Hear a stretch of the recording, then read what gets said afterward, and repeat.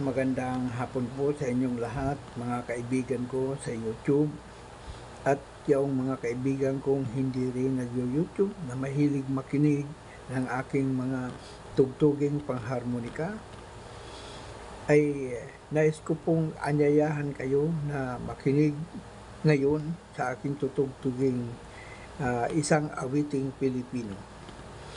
Ang ating tutugtugin ngayon ay ang takot ay isa-isip lamang. Sa pamamagitan ng ating swan harmonica, 10 holes, K of C ay ating tutugtugin at ipadama sa madla ang himig ng tugtuging Pilipino sa pamamagitan ng harmonika.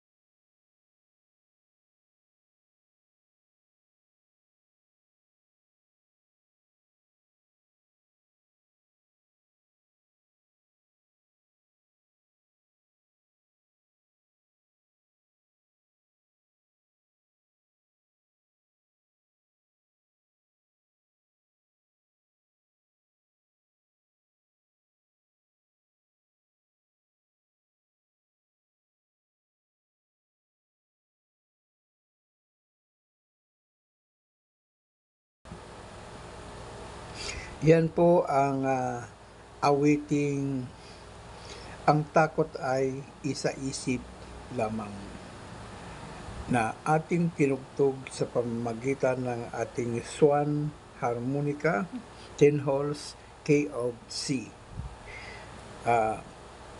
Mga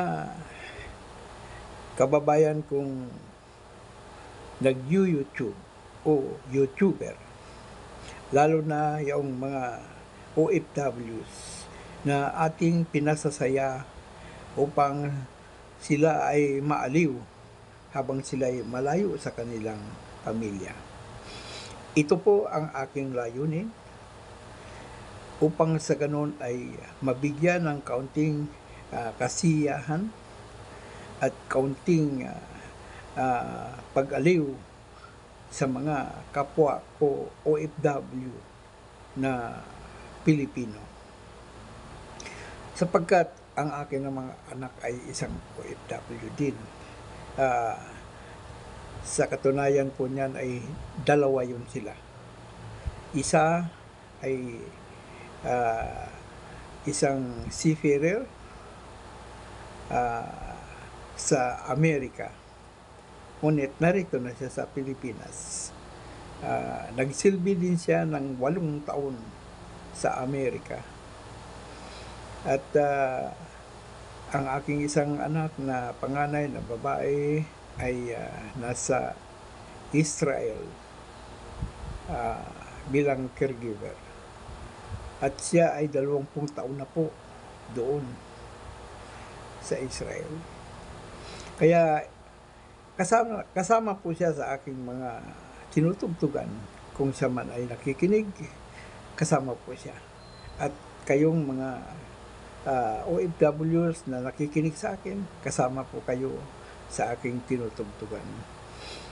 Maraming salamat sa inyong pagsama sa akin, sa aking pagtugtog sa hapong ito, at maaring sa susunod pang araw na ako'y tutugtog ng harmonika alay ko sa mga OFWs at sa mga kapwa kong mahilig makinig ng harmonika na hindi naman OFWs, ngunit naririyan sa ibang bansa at malayo sa pamilya.